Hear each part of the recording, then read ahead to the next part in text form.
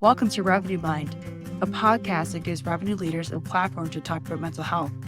I'm personally a big advocate of mental health and hope these insights, stories, and guts to open up, inspire, enlighten, and resonate with you. Now on to the episode. Hey everyone, welcome to Revenue Mind, a podcast where revenue leaders talk about all things mental health. I'm Julie, your host, and a big welcome to Vladimir. Welcome to the show. You taking the time to actually put this together, to invite all these people, very much appreciate it. And thank you for having me as well. Yeah, thank you so much for joining. So before we dive into questions, why don't you tell us a little bit about yourself? Yeah, my name is Vlad. I'm a Serbian Belgian who lives in Spain. That's the easiest way I found to explain that. I run together with my co-founder Andrej Zinkiewicz. We run a funnel.io, which is a consulting company for B2B marketing. We work with revenue leaders from sales and from marketing, help marketing and sales teams work together and have better results as a consequence. And I've been doing this a long time, changed careers several times, but we've been in B2B since 2006. So we're going to dive to the questions now. I know we have some pretty intense ones, but I know you have some awesome answers. So can you share a time when you had to navigate mental health challenges and what strategies helped you through that period? Yeah, I was thinking a lot about what you asked me there. There were several times that were challenging, like for everybody, but I think probably one of the most intense periods was when I turned 40. We moved to Spain. My wife was pregnant with our first child, and everything happened at the same time. We got a baby. He wasn't sleeping. I was trying to run my business. We decided to buy a new house. And then there was some miscalculations, whatever. It turned out that we needed more money than initially planned. So I was like, okay, let me work for that, like work extra hard. Long story short, I definitely managed to make it. So we are living in our dream house in our favorite place in the world, and everything is now fine. But it was very difficult. I felt very estranged from my family. I ended up with a health issue. It wasn't anything life threatening, but it was extremely painful. I ended up with a like level 9, level 10 pain for several months, having to recover from that. So I would say that qualifies as a pretty tough time. And I thought a lot about, okay, how did I get out of there? And it took us some time. I think the most important thing is first take the full responsibility for the situation that you're in. And I know like different things happen to different people, and there's a lot of things that happen that are out of your control. I made these decisions. I might have done this differently. Maybe it would have been fine if we stayed in our old house, whatever. But I felt like very clear, this is my responsibility. I got myself here. How can I get out of there? Just being brutally honest with yourself about where you are, not trying to put your head in the sand, but be brutally honest. And also, okay, what were maybe the decisions that I made that brought me here? Or flip it around. There are always things that you might be able to do to get yourself out. And then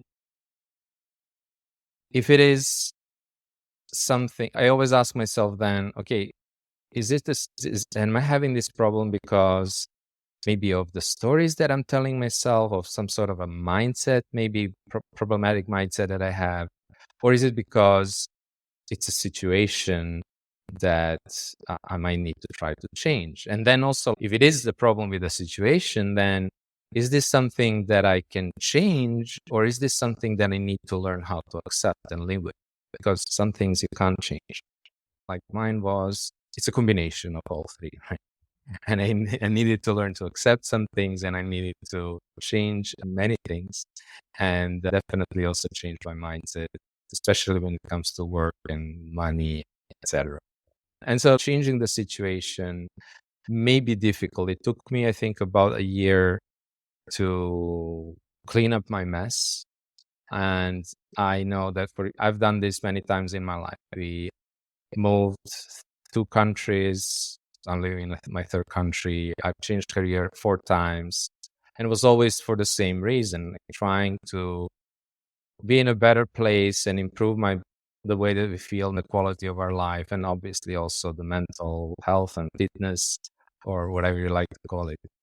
So I've been through a lot of changes, and I feel like my whole life has been like in a search of, yeah, better place to be in my mind.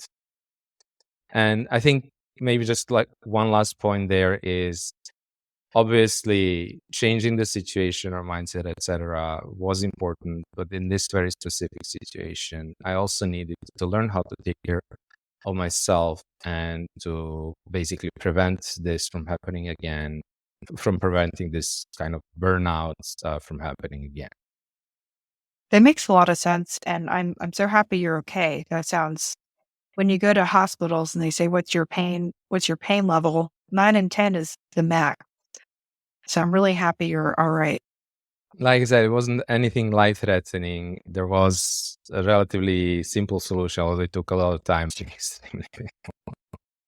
So how did you stay sane? Just Honestly, yeah, I think I was. And so several things actually back then. I remember at a certain point I was like lying in bed, like I couldn't get out, and I really was escaping in work for a lot of things. So I actually at that time I was already thinking about changing things with my work and how it's all structured. And I remember spending hours writing this. I wouldn't call it an ebook or an essay or something, like a mini book that I wrote where I was like sharing my thoughts, like, and so I was like spending hours on that. So I really tried to, of course, not think about the pain all the time, accepting for what it was, not think about it, and trying to basically maybe escape a little bit from that. But then also, like, my wife came to me and she says, "Okay, you're lying down. It's not going to help. Like, it's never a good idea." And I remember I would get out and it was still very painful, but I started walking. And then after about 20 minutes of walking, the pain would go away. So that was something that I just discovered thanks to my wife's advice. And then I started walking. I walked 3, 4 hours every day. I walked out. I would wake up early in the morning. I would go out and I would walk, and I would do that during the day. I would do that during the night. As I was walking and walking, I felt okay. I felt normal. And then I would maybe do some work, having calls, connect with friends, connect with family. So I think being able to lose myself in work and the walking is really what kept me sane in that situation. yeah, that makes a lot of sense. And there's something with anxiety, especially if you're dealing with chronic pain. If you focus on nature, you focus on your surroundings, you can't think about what's going on because your brain is occupied. That's great advice. And I'm blessed that I have an opportunity to live next to to a very large beach, and I find also just the ocean and the waves and the wind and everything very calming as well. And connecting to what you said about nature, I think probably that helped as well. Yeah, definitely. So just diving into a little bit deeper what you talked about. So you touch on the significant impact of acceptance and mindset shifts in achieving mental well-being. Do you happen to have a personal story where change in perspective rather than a change in circumstances profoundly impacted your mental health? So Mhm. when it comes to change in the mindset, I think there's probably two main things where I personally find this very helpful. And the first type of situation is basically conflicts. So very frequently, if I find myself in a conflict, and especially maybe with somebody that I have a close relationship with, maybe with my wife or maybe my business partner, etc. Maybe resentment was building over time, kind of having an argument with that other person, even if they are not there. Basically, like focusing on this conflict, focusing maybe on something they said and how that hurt us, etc., etc. And again, not really taking any responsibility. And I find like whenever I find myself in a situation like that, that every time I can try to, first of all, recognize what's going on, recognize also that this kind of resentment and this kind of arguing and focusing on these things is not going to help anybody. I'm just going to feel worse, and I'm just trying to maybe in that conflict try to show them how I'm right and they're wrong. So whenever I find myself in that situation and I manage to change that story and start thinking, and really it's about in those situations about empathy and trying to figure out, okay, but what's going on with them and why they might be behaving in a way they're behaving or saying things that they're saying, etc. And then even if I might not be able to understand, just maybe then trying to do something differently. Instead of feeling the resentment, maybe change little things in my behavior. For example, when it comes to relationship with my wife, she loves having her morning coffee. That's the first thing. Maybe she will do that even before she says hi to anybody in the house, right? She's one of those. So what I try to do on most morning is get it ready, get the espresso ready so she can just push the button. It's a small thing, but whenever I would start doing small things like that or change behaviors in small ways like that, I always saw a disproportionate impact, disproportionate positive impact, right? And just like giving up on the argument stuff and trying to show how I'm right. So I think this is like one type of situation. And the other one has to do with the story that I shared at the beginning and how I ended up in that situation because I was overworking, etc. So I think like everything to do with the way that you look at your work, the way that you look at money very frequently changes in a way that you think about business work, job, whatever, can have a, again, disproportionate impact, right? When I can focus on things, on ways in which I might be able to create value, create something cool, instead of like focusing on how much money I can make or the things that I might not like about my work. Of course, the perspective changes and the whole feeling changes, and then my behavior changes, and as a result, very frequently also the situation changes over time. Hope that makes sense. Yeah, no, totally. I'm nodding because a couple of things made me laugh because I can relate when you were talking about not getting so angry and not holding grudges. So I was in Dallas visiting a friend and I was cursing at everyone with on the road, and she was driving me. She's really sweet. She drove me all over. So I was visiting her and she said, maybe they're just late for work. Yeah. As they're cutting us off. And I'm not screaming, but I definitely have a case of road rage. And it's just having that perspective of maybe they're just late for work and cut them Maybe some slack. their child is sick and they're Yeah. rushing them, which has happened to me several times, having to rush your child to the hospital or something, or just being late. Absolutely. And I And love the, road oh, rage sorry, is no. a really good place to, like road, let's say, is a really good place to practice trying to have empathy for other people because we normally don't. Great starting point. I love the incremental changes that you made in your life, and especially that thing you do with for your wife with coffee. That's awesome. So you've also had substantial changes, so including career shifts, moving countries, and you mentioned a lot of it was for your mental well-being. What advice would you give to someone who's feeling stuck in their certain situation, uncertain if they can move on? Yeah, I think going back to what I was saying, the first step is taking the responsibility, or at least not ignoring it. I think just being honest with yourself about it. What I see a lot of times is that what people tend to do when they're stuck, what we all tend to do, what we all tend to do is we tell we tend to try to find ways to justify it or tell ourselves a story, but it's not that bad if you're stuck in a job. Just as an example, making good money and I have two colleagues and whatever. I think just facing the reality and being honest about it, and maybe if that's helpful, talking to people that you trust about it and just like being open about it. I think it's also like deserves to be made a priority, right? I think you're stuck, you don't know where to go. Okay, but you can just like, if I make this a priority and start thinking about options that I might have, right? what I wouldn't advise, or what a lot of people I see online and the gurus say, you have to just jump in, especially if it's, I don't know, quitting your 9 to 5 and starting on your own. I would definitely not advise that. There is a lot at stake. You may really not be ready yet. So being honest also about that, I think, is important. I remember, like, the first time back in 2011 when I quit my job and started working for myself. I spoke a lot about it with my mom, with my wife. I actually renegotiated with my employer at the time to start working part-time.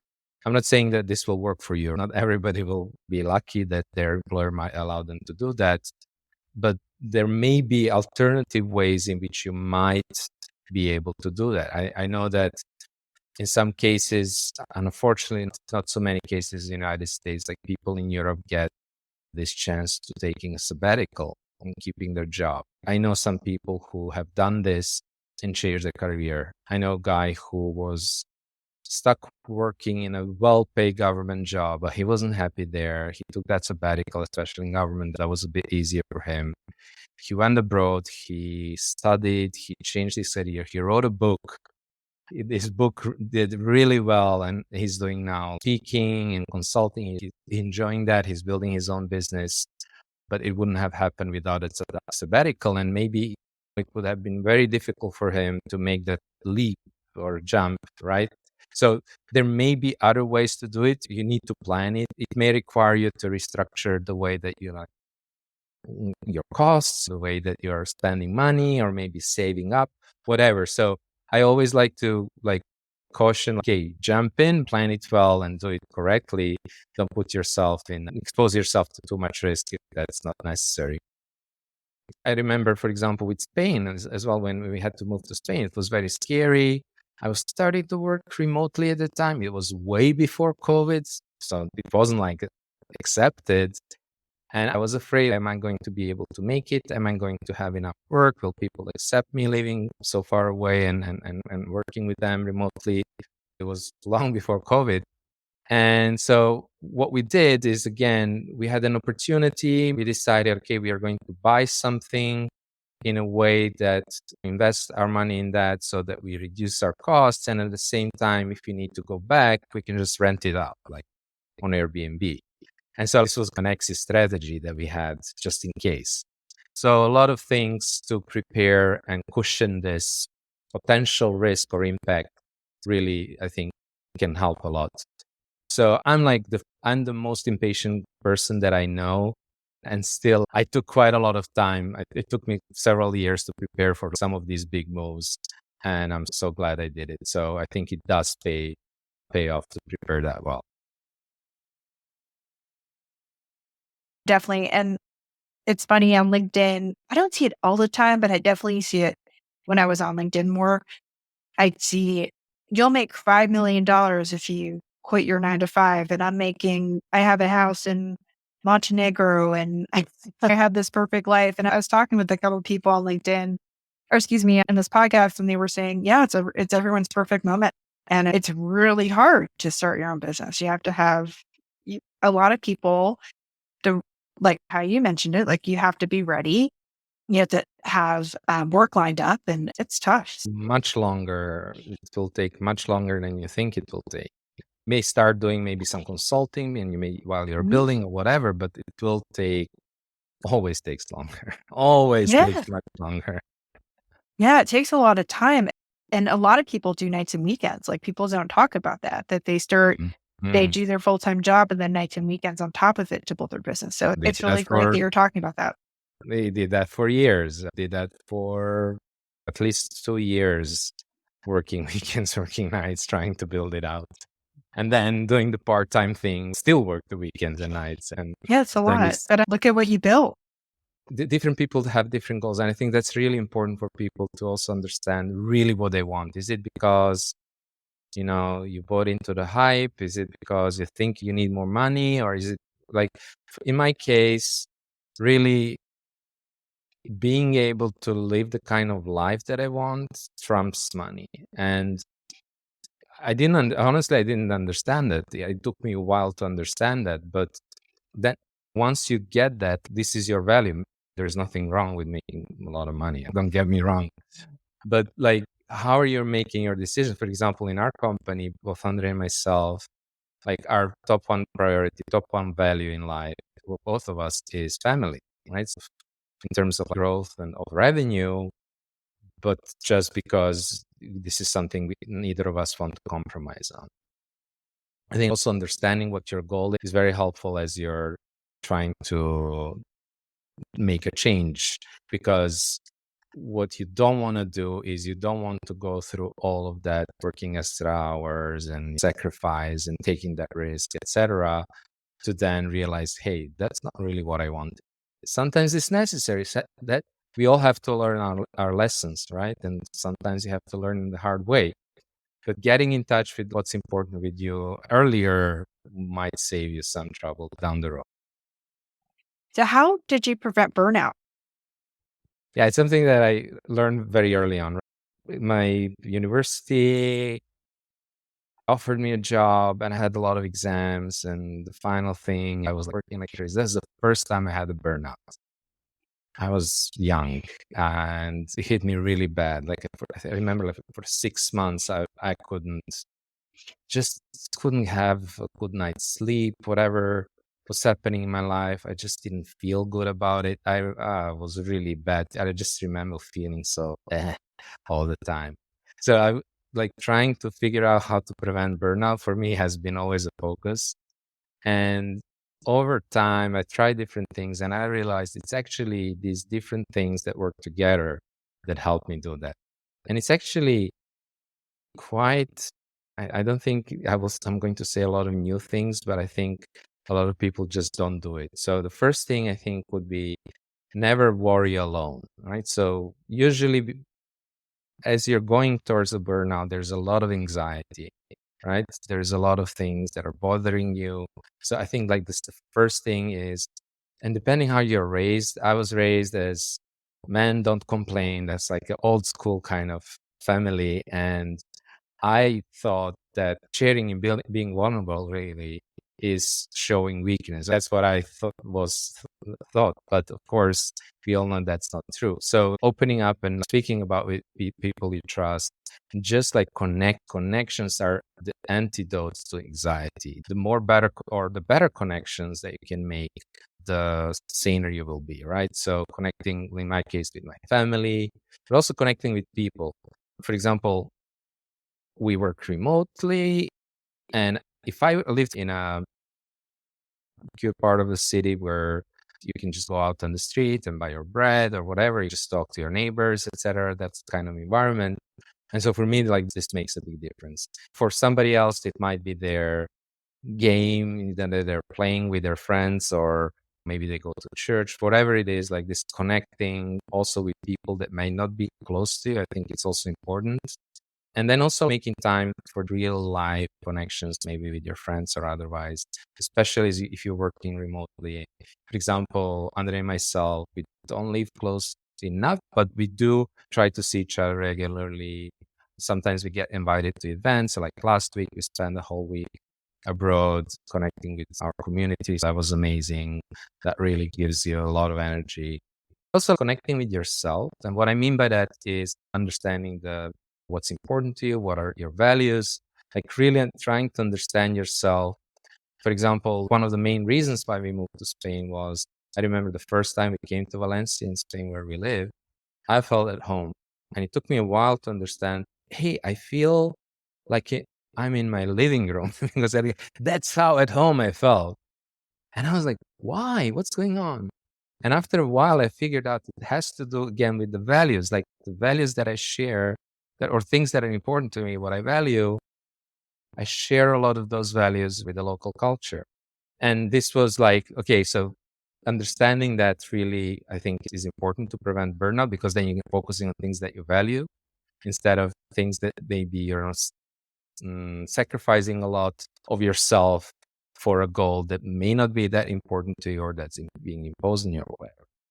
And I think also like trying to connect with work, right? So trying to find some sort of a purpose. And in some cases, people might find purpose outside work, which is also fine. But I think like going through life without that feeling of of purpose and fulfillment, whether it's your community activity or your work, which I just like, for me, that's like super important, that I feel like I'm creating something that is bigger than myself. I'm creating some sort of impact, that I'm seeing that maybe I'm helping other people. These are the things that are important to me.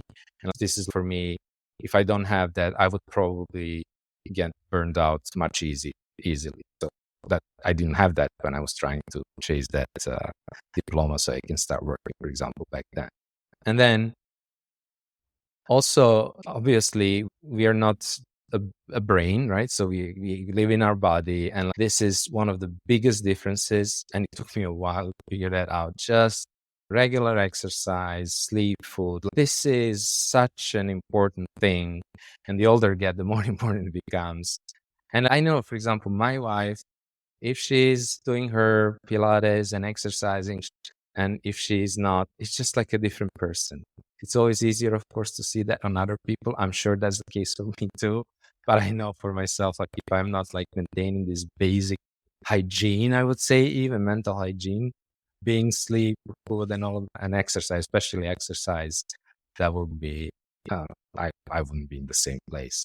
And then I think also like just trying to find a way to have consistency in whatever you're doing, whether it's like the way that you're planning your week and then you're doing some things on Mondays and Tuesdays, whatever, or if you're kind of part of your work is maybe creating content, which may be the case for a lot of marketers.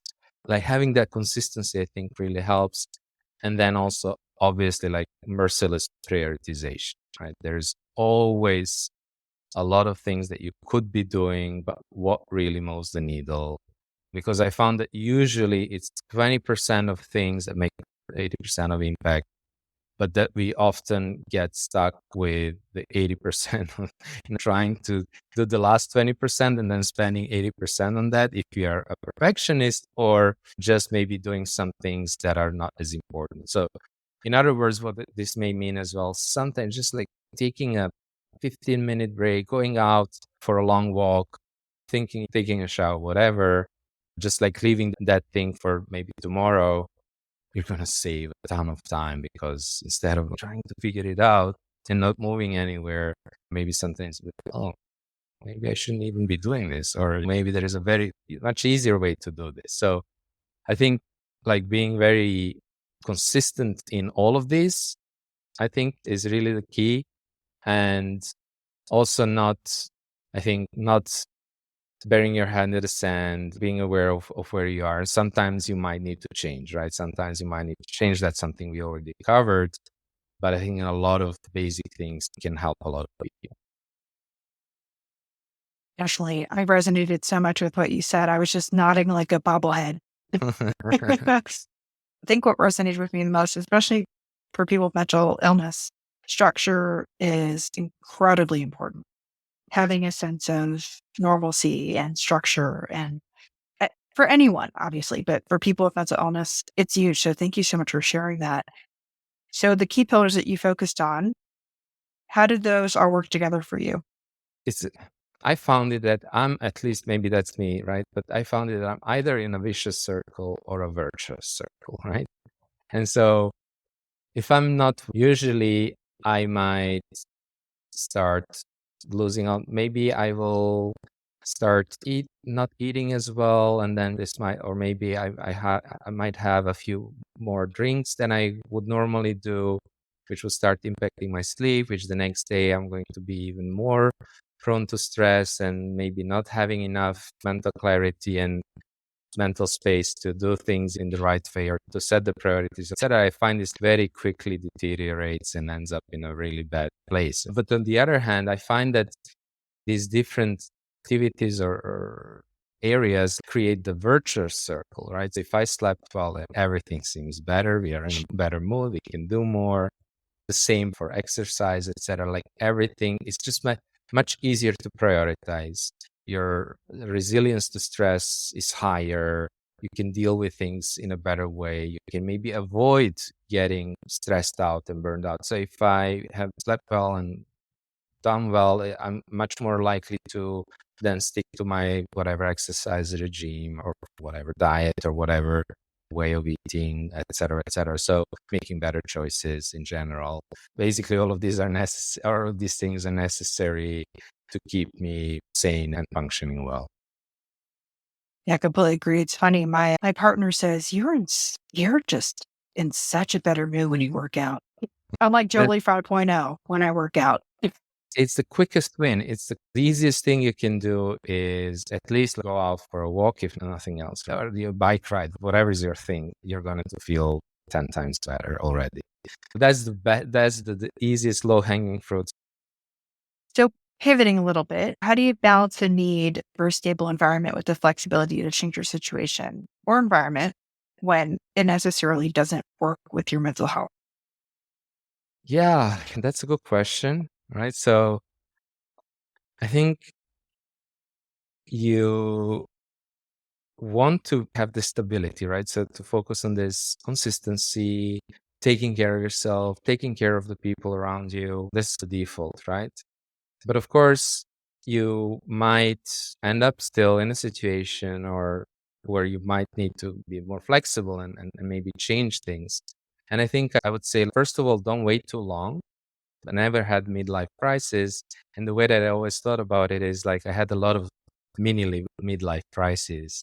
Like I might have one every month or so. It's not necessarily being satisfied with the status quo, just like continuously trying to find better ways to maybe improve my situation, business, relationship, etc. But then also sometimes there is time for bold moves. Like sometimes that's what it's called for, and still try to keep that stability. Is think about it or use it as a sprint, right? So I like to think in sprints. So what if you dedicated the next whatever 90 days or maybe 30 days, depending on the scope of what you're trying to do, to making a really significant step in the direction that you want to go, right? So instead of like all or nothing and just like jumping, etc., is there something where I can make a significant move but still limited in time, like a sprint? That might be helpful for some people, right? We're all different. But there are some periods that are inevitably going to be intense and they're going to be less stable, right? Whenever you can, also speaking about all or nothing thinking, I think that it's also important to realize that, okay, we are not like perfect machines. We are like going to get out of balance. And I think about the thermostat in your room when it's like for AC or for heating. It's never perfect. It doesn't keep the temperature the same temperature all the time. But it does, it actually temperature might go higher and then it might turn on the cooling and etc. So it's always like adjusting based on the feedback. And I think also like one of the most difficult skills for me and mindsets and skills I think to build was to get up after falling as quickly as possible, right? Let's say you're dieting and then you may have a big meal and then you say, I might as well go for it, right? So just being like, no, that's okay. That's just part of life. You're not perfect. And you're just picking it up the next day for whatever situation that you might be in. This is probably the most important skill that you can learn. I completely agree. I think all or nothing can be very dangerous. It can Mm, be very mm. dangerous thinking, and there's a lot of gray. I think living in the gray is, to your point, the happy medium because we're not robots, but just in general, we're not, we're human. And that's what makes life so wonderful that there is a happy medium and there is gray, even in the hardest moments. So thank you for sharing that. You've given a lot of great advice so far. Thank you so much. This is a hard hitting question. I know you're going to have a great answer. In your journey through various career and life transitions in search of mental well being, have you encountered a moment or insight that fundamentally transformed your understanding of what it means to live a fulfilling life in a way that you think might surprise or enlighten others who are on a similar path? It is a good question. And I think for me, the biggest insight was that we actually live with this brain, with this mind. So I'm talking about a human mind. you realize that we don't see things the way they are. We see things the way we are. I don't know who said it, but I like it because everything that you see, even the colors and the shapes, it's just a representation of what we see and what we experience. And especially when it comes to complex situation and people and things that have a big impact on us, there is no reality. There is no objective truth. That doesn't exist. It's always an interpretation. And this interpretation essentially are the stories that we tell ourselves about the experience of the world, the situation, other people, whatever it's happening to us. Two people can be in the exact same situation and experience it very differently, right? So I might be like, we spoke about it in the car, or maybe I'm like super worried about something that's happening with my child as I'm speaking to my employee.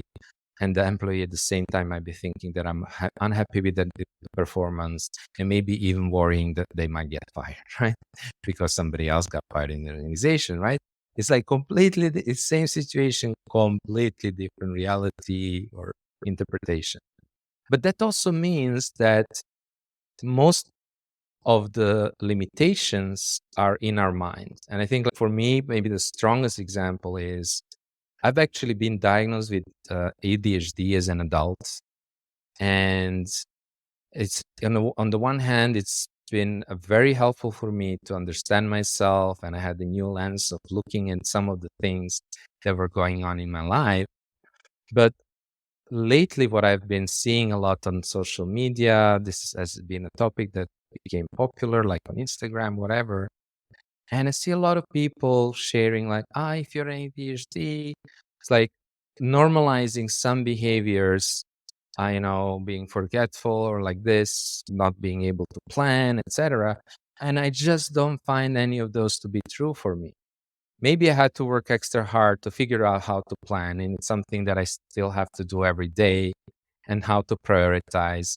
And yes, I am forgetful, etc. But I just don't accept this. I don't accept this as a label that will define the way that I can still be disciplined and I can still be consistent and whatever, let's say, putting content out every day. And I can still focus and I can still get things done, even if I don't might not like them. I just wouldn't accept that for myself. Yeah, maybe it's more difficult, but how do I know? How do I know? Maybe for you it's even more difficult. I have no idea. And why does it even matter if you're given the cards that we are dealt? I think understanding that it's a lot about perception might help you maybe also change the way that you're seeing your own limitations, because in terms of how you treat other people, how you perceive other people, it may help you also have more empathy, because you are always, whatever you think is going on with other people, you don't know. You're making an assumption. They're not an asshole, they're just late for work. Although maybe they are also an asshole. Who knows? Could be a combination of both. Love everything you said. The quote that I remember and that I love is everybody's fighting a battle you know nothing about.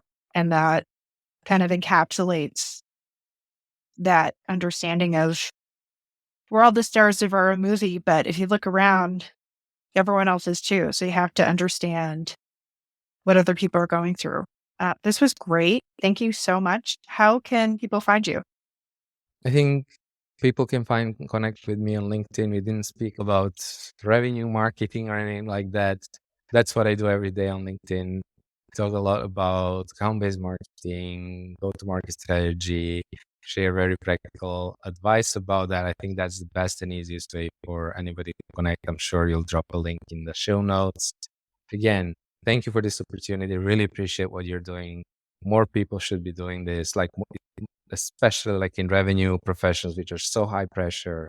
There's a lot that is going on that is not fair to people. And I think like one thing that we can do is talk about it and share. And so you providing this opportunity for me, which I never done before, is like just amazing. So thank you for that.